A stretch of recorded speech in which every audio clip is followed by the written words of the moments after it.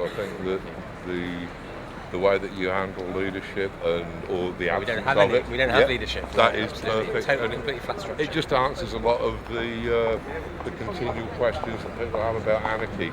Oh, well, how would it ever work in practical terms? Yeah, this is how it would work.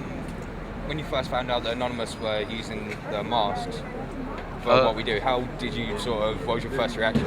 My first reaction was I was halfway down Tottenham Court Road and I saw a bunch of you little rascals bothering the Scientologists, and I thought, well, that's clever.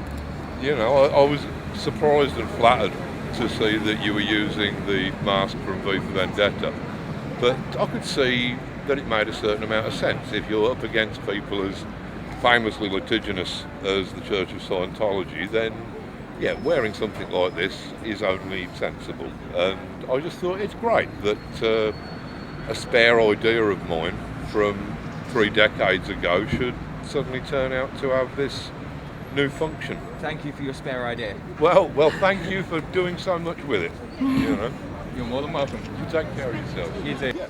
So you consider, I've read an interview you did some time ago about how DC treated you badly and how you're not gonna write for them anymore. That's about right, yeah. Yeah, so which publishing company you're gonna go with? Well, you're still doing comics? I only work, with comics, I'm just doing The League of Extraordinary Gentlemen, which is published by Top Shelf, who are a little honourable company working in America, and Knockabout and Palomano over here, who are pretty much the same. They're a small company who I trust, so no, there'll be no more working for big corporations.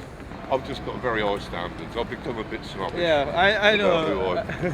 I've noticed. Yeah, I'd much rather be here than in some boardroom in Manhattan or something like that, any day of the week.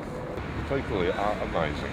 I think that this is probably the best organised and most forward-thinking protest that I've ever had experience of. So yeah, my hat is off to them. What do you say to people who criticise them and say they haven't actually got any manifesto, any plans to change the world? Well, I don't think that it's necessary to have plans to change the world.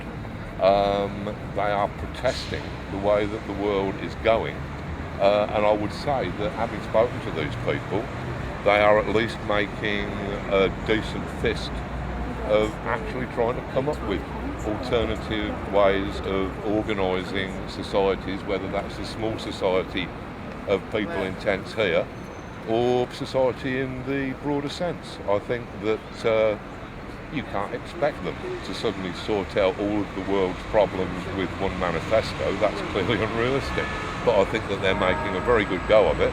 And I would say to critics, what are you doing about the current situation? Because if you're happy with it, what the hell is wrong with you?